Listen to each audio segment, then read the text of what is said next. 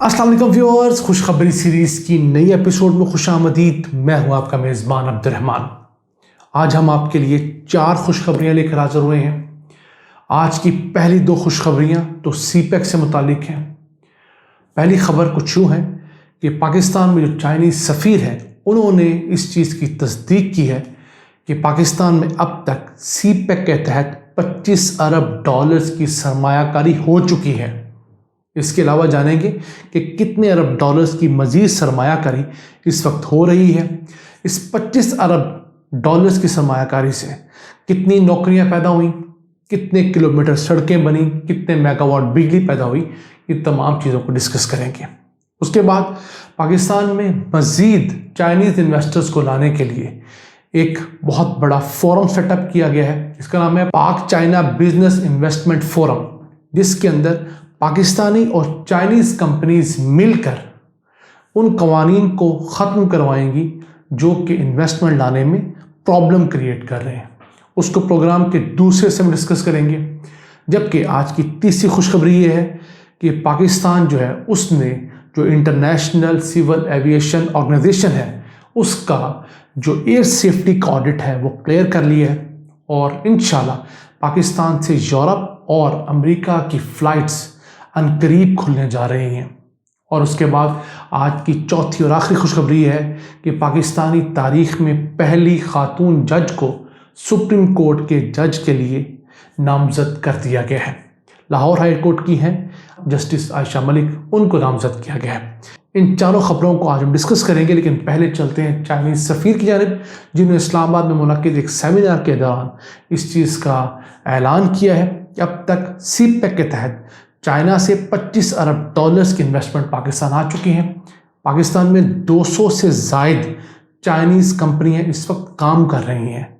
आप Oppo mobile लगा लें, आप शाओमी लगा लें और कितने नाम आप लेते जाएं, इस तरह की बहुत सारी कंपनियां चाइनीज़ पाकिस्तान आ चुकी हैं।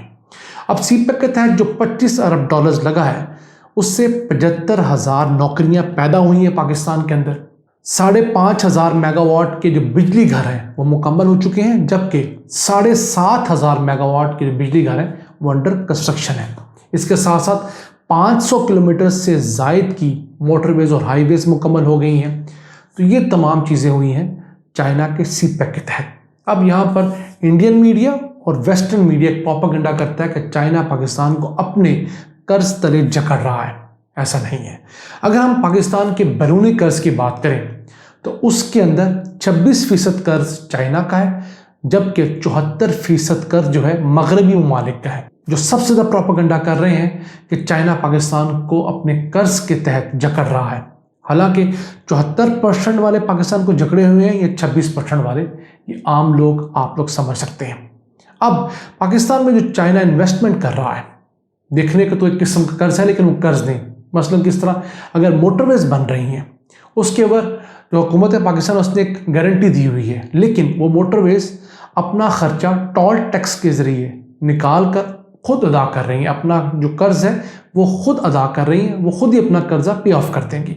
बिजली घर जो है उनकी सिर्फ गारंटी हुकूमत पाकिस्तान ने दी है, जबकि वो खुद अपना कर्ज अदा कर रहे हैं। इसी तरह के तमाम प्रोडक्ट्स जो हैं वो कर्ज अदा करें। अगर देखा जाए जो कैश में चाइना ने पाकिस्तान को उधार दे रखा है तो वो हमारे कुल बैरूनी कर्ज का बमुश्किल 10% बनता है, जो कि कुछ भी नहीं है।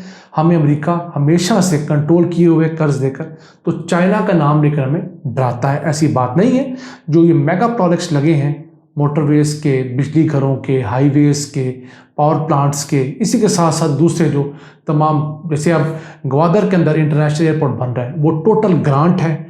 गवादर के अंदर जो हॉस्पिटल बन रहा है बड़ा स्टेट ऑफ द आर्ट, वो टोटल ग्रांट है। तो इस तरह चाइना का कर्ज हम पे बहुत कम है, ये आप लोगों को बताना बहुत ज़रूरी है। इसी के साथ आपको बताते चलें, दूसरी अहम खबर ये आई है कि पाकिस्तान के अंदर चाइनीज़ बड़ी तादाद में इन्वेस्ट तो करना चाहते हैं, लेकिन उनको प्रॉब्लम ये होती है कि हमारे बहुत सारे कवानीन ऐसे हैं जो कि मुख्तलिफ पेचीदगियाँ पैदा करते हैं। तो उस सिलसिले में Pakistan China business investment forum कायम किया गया है। इसके अंदर 18 चाइनीज़ कंपनियां और 19 पाकिस्तानी कंपनियां मिल गई हैं, आपस में इनका इश्तराक हुआ है और इन्होंने पाकिस्तानी बोर्ड ऑफ इन्वेस्टमेंट की मदद से 37 ایسے قوانین کو ٹارگٹ کیا ہے جو کہ پاکستان میں دنیا بھر سے آنے والی انویسٹمنٹ کو روکتے ہیں۔ بلا وجہ کے قوانین ہیں، اس ادارے سے NOC لے آئیں، اس ادارے سے اپروول لے آئیں، اس میں کئی ماہ گزر جاتے ہیں، رشوتیں دینی پڑتی ہیں، اپروولیں نہیں ملتی۔ تو ان غیر ضروری اداروں کو ختم کر دیا جائے گا جو کہ انگریز دور سے چل رہے ہیں اور یا 50-60 سال سے چل رہے ہیں۔ ان قوانین کو آہستہ آہستہ ختم کیا جائے گا۔ اور کس طرح؟ پرائم منسٹر ہر 15 دن بعد اب چائنا سے متعلق جو انویسٹمنٹ ہے اس کی میٹنگ خود چیئر کرتے ہیں، نئے لاس کو دیکھتے ہیں، ان لاس میں جو امینڈمنٹ ہونی ہے وہ کرتے ہیں، اور پھر پرانے لاس کو آہستہ آہستہ ختم کیا جا رہا ہے۔ اس کا فائدہ کیا ہوگا؟ ایک تو پاکستان کے اندر جو 200 کمپنیاں اب تک آ چکی ہیں، ان کی تعداد اگلے 2-3 سالوں میں 500 ہونے جا رہی ہے۔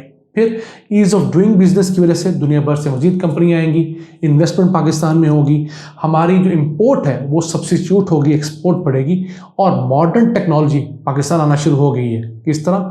موبائل فونز کی طرف آپ دیکھیے، اب پاکستان اپنی ضرورت کے تقریباً 60% موبائل فون خود بنانے لگا ہے، جبکہ آج سے 3 سال پہلے تک ہم اپنی ضرورت کے 5% موبائل فون بھی نہیں بنا پاتے تھے۔ تو یہ ٹیکنالوجی ہی ٹرانسفر ہو رہی ہے۔ اسی طرح کپڑے کے اندر نئی ٹیکنالوجی پاکستان کے اندر آ رہی ہے، کپڑے کی بنائی میں، اس کے علاوہ پولیسٹر کے اندر نئی ٹیکنالوجی آ رہی ہے۔ ہم صرف پہلے کاٹن میں ڈیل کرتے تھے، یہ چینجز آہستہ آہستہ پاکستان میں آ رہی ہیں۔ اسی کے ساتھ چلتے ہیں آج کی تیسری خوشخبری کی طرف، وہ ہے جو انٹرنیشنل سول ایویشن آرگنائزیشن ہے جو دنیا بھر میں جہازوں کی فلائٹس کی سیفٹی آڈٹ کو دیکھتی ہے۔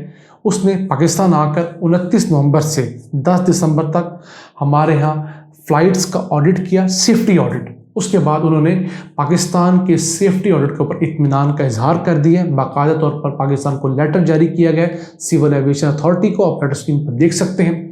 اب اس کے بعد پاکستان نے یورپ اور USA کی اتھارٹیز کو ریکویسٹ کر دی ہے کہ ہمیں اس سیفٹی آڈٹ کو پاس کرنے کے بعد وہاں فلائٹس آپریٹ کرنے کی اجازت دی جائے۔ تو امید ہے انشاءاللہ اسی ماہ کے اندر پاکستان کو یورپ سے بھی اور امریکہ سے بھی فلائٹس آپریٹ کرنے کی اجازت مل جائے گی، اگر خدا نخواستہ کرونا کے معاملات زیادہ نہ بگڑے تو۔ یہ حماقت PTI کے ایک وزیر غلام سرور خان نے کی سن 2020 کے ستمبر میں، جب انہوں نے کہا کہ پاکستانی جو پائلٹس ہیں ان کی 70% تعداد جو ہے تقریباً وہ جعلی لائسنس رکھتی ہے، جبکہ وہ تعداد مشکل 10-15% نکلی۔ تو یہ ایک احمقانہ فیصلہ جو ہے وہ پاکستان کو اربوں روپے کا پڑا، لیکن اس میدان میں نہ جانے عمران خان کس مصلیحت کا شکار ہوئے۔ انہیں اس وزیر کو سیک کرنا چاہیے تھا جو ہمارا وزیر ہوا بازی ہے، اور یہی اس حکومت کی اور عمران خان کی کمزوری ہے کہ جہاں زمین پر پاؤں ڈالنے ہوتے ہیں وہاں یہ لڑکھڑا جاتے ہیں۔ لیکن امید کرتے ہیں انشاءاللہ اگلے 1-2 ماہ کے اندر PTI کی فلائٹس یورپ اور امریکہ کے لیے مکمل طور پر کھل جائیں گی۔ اسی کے ساتھ چلتے ہیں آج کی چوتھی اور آخری خوشخبری کی طرف، تو وہ ہے پاکستانی تاریخ کی پہلی جج جسٹس عائشہ ملک، لاہور ہائی کورٹ سے ان کو سپریم کورٹ بھیجنے کی منظوری دے دی گئی ہے۔ تو اب انشاءاللہ تعالیٰ امید کرتے ہیں اگلے 10-15 دنوں میں ان کا نوٹیفیکیشن ہو جائے گا، اور یہ پاکستانی تاریخ میں پہلی خاتون جج ہوں گی جو کہ سپریم کورٹ کے اندر پہنچی ہیں۔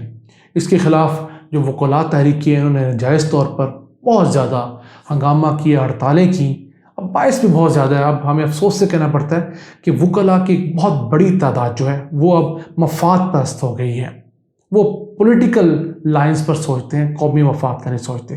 اب بہت سارے خواتین کے ایشوز ایسے ہوتے ہیں جو کہ سپریم کورٹ کے لیول تک جاتے ہیں، اور وہاں پر کوئی خاتون جج ہی دوسری خاتون کا مسئلہ بہتر طور پر سمجھ سکتی ہے۔ اب یہ پاکستان میں آنے والی بہت بڑی تبدیلی ہے۔ فوج میں بھی اب لیفٹیننٹ جنرل کے لیول تک جو ہے خاتون جا چکی ہیں، تو آہستہ آہستہ خواتین بھی ملک بھر میں ہر شعبے میں اپنا مقام جو ہے وہ پا رہی ہیں، اور یہی وہ ثبوت ہے جو پاکستان کی ترقی دکھاتا ہے۔ ان الفاظ کے ساتھ اپنے میزبان عبد الرحمان کو اجازت دیجیے۔ اللہ نگہبان۔